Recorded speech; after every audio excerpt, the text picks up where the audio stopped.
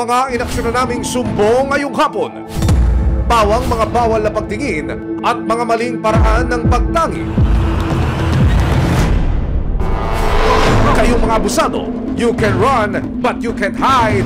Lalong-lalo na kung may mga resibo. Sa isang compound sa Rodriguez, Rizal, tahanan daw ng isang malaki at masayang pamilya. 8 taong gulang na bata ang naging biktima ng pang-abuso. Ang suspect, mag-ama at pawang mga akusado, kamag-anak ng batang biktima. Abay, walang mga konsensya! Taong 2015 nang unang mangyari ang krimen sa musmos na itinago namin sa pangalang Josel. Yuhin at pinsan ng bata ang itinuturong umabuso sa kanya. Natatakot po ako kasi wala po wala po akong kakampi. Hindi po ako makapagsumbong. Taong 2022 nang malaman ng ina ni Josel ang kalbaryong sinapit ng anak, agad silang nagsampa ng kaso laban sa mag-ama. Pero sa kasamaang palad, pumanaw ang ina ni Josel. Saan hahantong ang laban ni Josel na sinimulan ng kanyang ina? Disyembre taong 2016, nagising sa ibang bahay ang isang dalagita. Wala siyang malay kung paano siya napunta roon. Lumabas sa pagsisiyasat ng mga pulis. Nawalan siya ng malay matapos halayin. Hindi lang ng isa kundi ng 2 lalaki. Pero na magsampa ng kaso ang biktima, nawalang parambula ang mga suspect. Hoy, mga kuya! Come out! Wherever you are! Ano man reklamo, bibigyan tugon. Bawat hinaing at problema, hakanapan ng solusyon. Ito ang bago nyo sandigan, hindi palalampasin ang mga tiwali at maling gawin. Dito, walang ligtas ang abusado at lalong walang lusot ang may atraso. Dahil ang lahat, hakanapan natin ang resibo. Magandang hapon, ako po si Emil Sumangil. Hindi maikakaila na unconditional love ang binibigay ng pamilya at kaanak. Pero, paano kung ang iyong mismong tuwin at pinsan may ibang klaseng pagtingin pala na nawi di umano sa paulit-ulit na paninilip, pangmamolestya at pananamantala? Yan daw mismo ang naranasan ng isang dalagita dito sa Montalban, Rizal noong 2015. Mga kuya, huwag ganun! Kwento ni Josel, bata pa lang daw siya'y malapit na siya sa kanyang tito Nestor. Hindi niya tunay na pangalan. Halos parang tatay ko na rin po siya. Mabait po kayo siyang tito. Pero mabigat daw ang loob niya sa anak ni Nestor na tinawag naming Ronnie. Minsan na raw itong nagpakita ng motibo sa kanya nang maiwan silang 2 sa bahay. Wala po kasi sila mama. Nanganak po kasi mama nung araw na yon. Wala pong nagbabantay sa amin. Sila lang po yung naiwan. Tapos yun po, ginawa na po sa akin yun. Dahil sa takot at pangamba, ang musmos noon na si Josel, walang nagawa kundi isikreto ang pangyayari. Natatakot po ako kasi wala po wala po akong kakampi. Hindi po ako makapagsumbong kasi bata pa po ako, natatakot po ako mag-away sila. Isip ko po kasi nung bata ako, baka po magbugbugan sila pag nagalit si Papa po. Magmula noon, nagsunod-sunod na raw ang pang-aabuso sa kanya ng kanyang pinsan. Ginawa niya po ulit sa akin yun, yung paglipo po. Kasi po, lagi po kami nakilalola nun eh, nagmo-module. Napapadikit po siya sa akin, yung po naipuan po niya ako. Kalaunan, ang itinuring na pangalawang ama ni Josel na si Tito Nestor, tila may ibang pagtingin din sa dalagita. Patay tayo dyan! Nung gabi pong yun, natulog po yung kuya ko dun sa may maliit na bahay po namin. Ang sabi ko po, tabi na lang po kami kasi wala naman po sa isip ko yung ganun eh, na gagawin niya eh. Pagkarating ng mga bandang alas 12 po, yung ginawa niya po sa akin yun. Susunod! Ano? Kinamay nga lang po ako nun eh. Kapit-bahay lang kami. Abangan! 17 taong gulang lang noon ang biktima na si Rhea, hindi niya tunay na pangalan. Pero sariwa pa raw sa mga alaala niya ang pinagdaan ng kalbaryo noong February 2016. Yung ano ko may dugo na. Sabi ko nung kasama ko yung babae na, sabihan ko po, hindi mo ba alam yung ginawa niya sila talaga? May aksyon, may ebidensya, resibo, walang lusot ang may atraso. May aksyon, may ebidensya, resibo, walang lusot ang may atraso. Isang compound sa Rodriguez, Rizal ang naging saksi sa paulit-ulit daw na pangmomolestya sa isang nooy 8 taong gulang na bata na si Josel. Hindi niya tunay na pangalan. Anong pwede nyo ikwento sa akin, Tay, nung madiscover nyo itong ginagawang pambabastos po sa inyong anak? Nandun po ako sa bahay niyo, nakita ko. May nakaupo ko rito sa pintuan. Aha. Kasi yung anak ko, itong yung tito niya, naglalaba. Tapos yung anak ko, pumunta na CR, binabastos na. Aha. Ilang beses na ginagawa sa anak ko yun. Makalipas ang 7 taon, habang nagkakaisip ang dalagita, lumalakas rin ang loob niya. Nakaipon ng tapang si Josel para wakasan na ang paulit-ulit na pangmomolestya di umano ng kanyang tiyuhin at pinsan. Humingi na raw ng tulong ang dalagitang si Josel sa kanyang ina na tinawag naming si Delia. January 2022, agad nang nagsumbong si Nanay Delia sa barangay tungkol sa di umano'y pangahalay na pinagdaanan ng nooy 15 taong gulang niyang anak. Ma'am Vicky, paano nakarating sa inyo yung sumbong? At ano yung kagyat niyong ginawa? Agad naman po nagpa-responde yung aming hepe ng Barangay Tanod. Malapit lang po kasi sa aming headquarters yung area nila eh. Opo. Mas naunang dumating po yung mag-ina. Okay. Doon sa aming nagresponde. Humingi na po ako ng sasakyan para madala siya sa WCPD. Okay. Wala nang inaksayang panahon ng barangay at agad na tinulungan ang dalagita. Iyak siya na iyak, hindi siya makapagsalita. Yung sinanay na lang po ang nagkwento sa amin na ganun daw po yung nangyari sa bata. Hindi naman po namin na-blatter gawa ng bawal po yun. Kailangan nakadiretso po yun sa WCPD. Pero nanghina ang loob ni Josel nang biglang pumanaw ang kanyang ina noong Hunyo ng taong 2022. Sobrang hirap po, parang wala ka pong kakampi. Hindi mo masabi yung mga nararamdaman mo. Dito na rin daw biglang nag-disappearing act ang mag-amang Nestor at Ronnie. Kaya ang tatay ni Josel ang naging kasama niya sa pag-aasikaso ng kaso. January 2 nitong taon, ibinaba na sa wakas ang warrant of arrest para kina Nestor at Ronnie. Una, nalaman namin through operational research na nasa bundok pala ng Rizal ang ama na tinatanggi niyang siya ito. Makalipas ang 1 buwan, February 2, kasama ang resibo, nagtungo ang mga operatiba ng Criminal Investigation and Detection Group, DSOU, sa Rodriguez, Rizal para daktin ang unang suspect, ang tiyuhin ni Josel na si Nestor. Pero pati paghahanap, kalbaryo rin! Kinailangang umakyat ng bundok at tumawid ng ilog ang mga operatiba para matunto ng suspect. Tagong-tago, Tatay Nestor! Ano?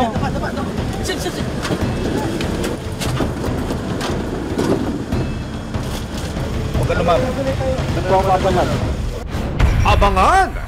Mga suspect na wanted for rape na halos 8 taon nang nagtatago. Mahuli na kaya? May aksyon, may ebidensya, resibo, walang lusot ang may atraso. Aksyon, may ebidensya, resibo, walang lusot ang may atraso.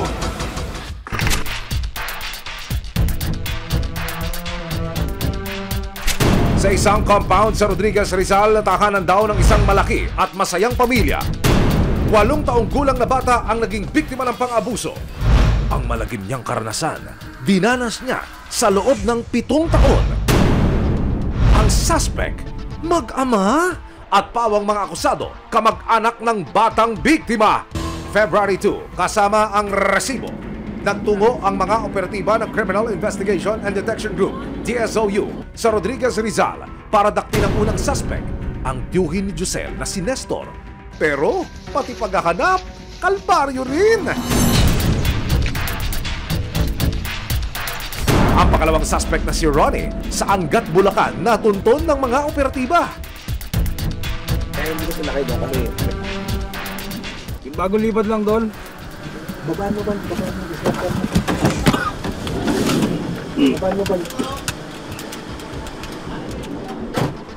Saan ang daan, kuya? Ito na yung kilakap eh.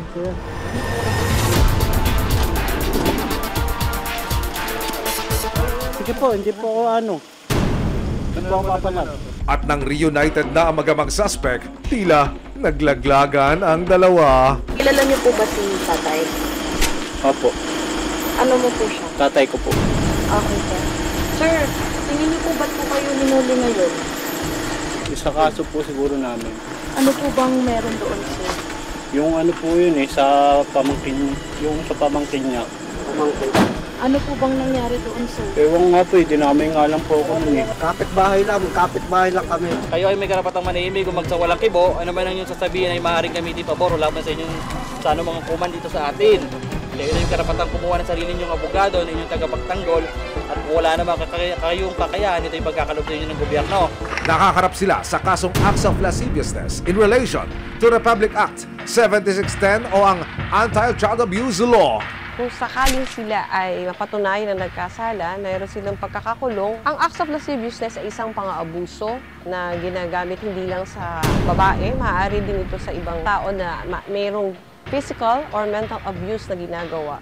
Kasalukuyan silang nakakulong sa custodial facility ng CIDG DSOU habang naghihintay ng pagdinig sa kaso. Sa ngayon, 17 taong gulang na si Josel, naka-move on na siya at may sarili ng pamilya. Malaliman ang sugat na dulot ng nakaraan niya. Ang pagkakadakip ng mga suspect na raw ang pinakamagandang panimula ng taon para sa kanya. Nalabang ko po. Gusto ko pong makakulong sila. Para hindi na po nila gawin sa iba yun. Kasi siya po yung nag-asikaso nito simula una pa lang po eh.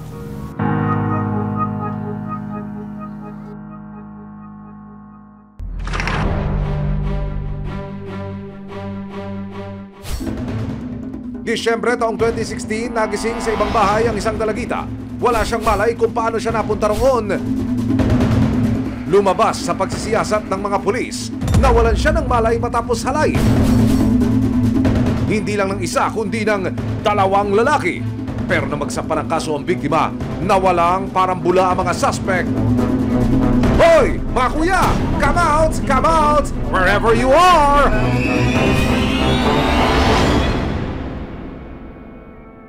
17 taong gulang lang noon ang biktima na si Rhea, hindi niya tunay na pangalan. 8 taon na ang lumipas, pero sariwa pa raw sa mga alaala niya ang pinagdaan ng kalbaryo noong February 2016. Nagyayaan po kasi yung mga kaibigan ko doon sa US. Sa mga to, kaibigan. Alam niyo na, bata. Kwento ni Rhea, nakipagkaibigan daw sa kanya ang magpinsan na sina Noel at Armando Ras. Sila po hindi naman po talaga kasali sa inuman.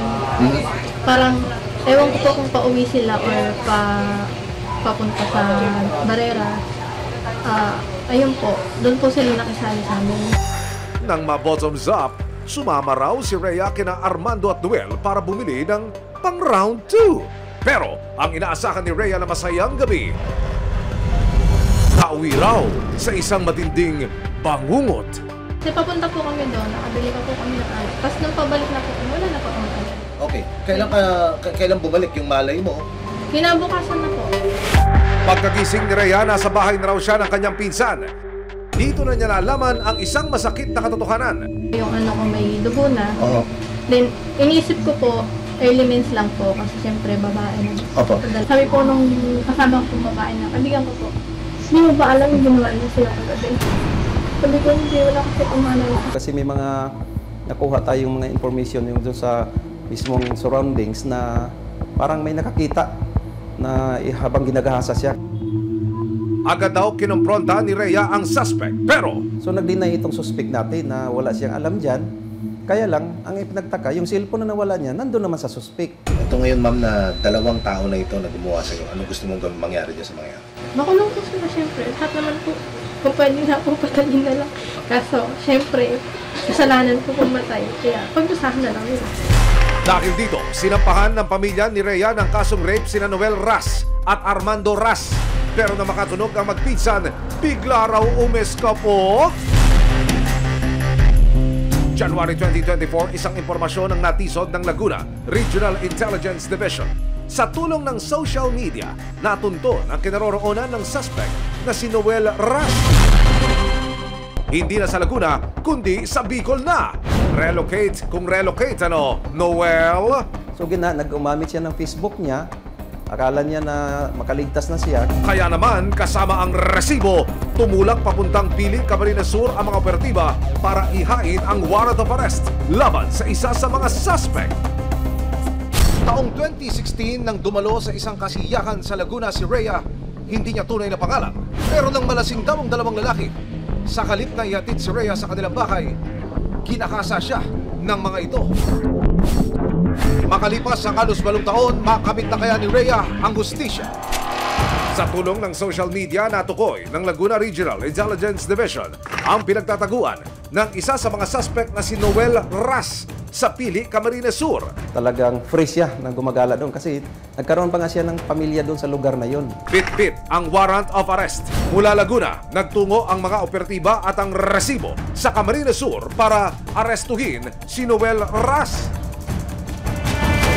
Pasok natin doon, safety palagi. Ito yung sinid niya doon sa asset. Thank you,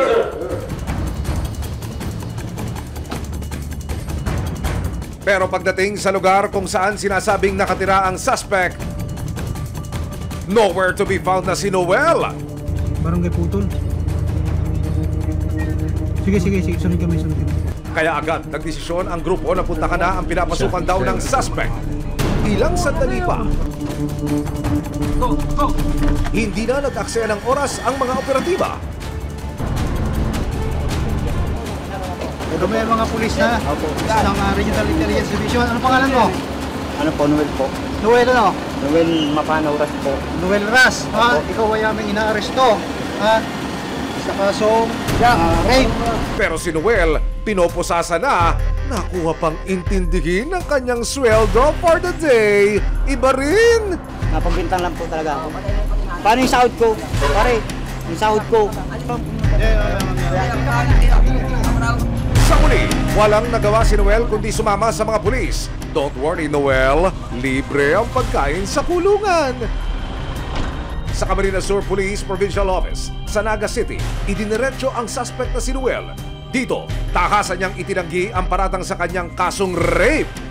Ang masabi ko lang po, ma'am, wala po talaga po kong ginawa. Inatid ko lang po ang tama para makauwi po yung babae. Pag-amin ni Noel, totoong nakasama niya noon sa inuman si Rhea at totoong nawalan ng malay ang dalaga. Tumagitin po itong babae. Ngayon po, nalasing. Yung babae po yun, hindi na makauwi, inatid po namin. Pinsan niya po ang ganyan. Bagos ng paalam na po kami, ma'am. Ayon pa kay Noel, wala silang masamang ginawa sa dalaga. Bakit po kaya kayo tinutuloy? Yun lang po, ma'am. Hindi ko po masabi po sa inyo yan, ma'am. Wala pong maano. Kung bakit. Tagulan po kami, hindi ko po. Natatakot ko talaga po. Pero, kinatigan ng mga pulis ang salaysay ng mga testigo sa krimen. Kaya, patuloy na gumugulong ang kaso laban sa mga akusado. Sa pag-aakalang wala ng pag-asa ang kaso na tumagal ng halos 8 taon, hindi raw talaga makapaniwala si Rhea nang malamang nadakip na ang isa sa mga di umano'y nagsamantala sa kanya. Humigit kumulang 8 taon na lumilipas. Nahuli na ngayon. Nahuli na. Nasa kamay na ho ng mga lagat ng batas. Ano po masasabi? Hindi ko po alam kung umiyak ako dahil sa tuwa o umiyak ako dahil naiinis ako dahil ngayon lang siya nahuli or umiyak ako dahil sa wakas makakahinga na ako. Samantala, patuloy pa rin pinaghahanap ng mga otoridad ng isa pang suspect na si Armando. Kaya nga ako'y nanawagan dyan sa isa pang wanted dyan, sa kasamahan dyan. Huwag na niyang hintayin na mapuntahan pa namin siya kasi may mga lead na rin kami kung saan siya nagtago. Kasalukuyang nakapiit sa Calamba City Police Station ang suspect na si Noel.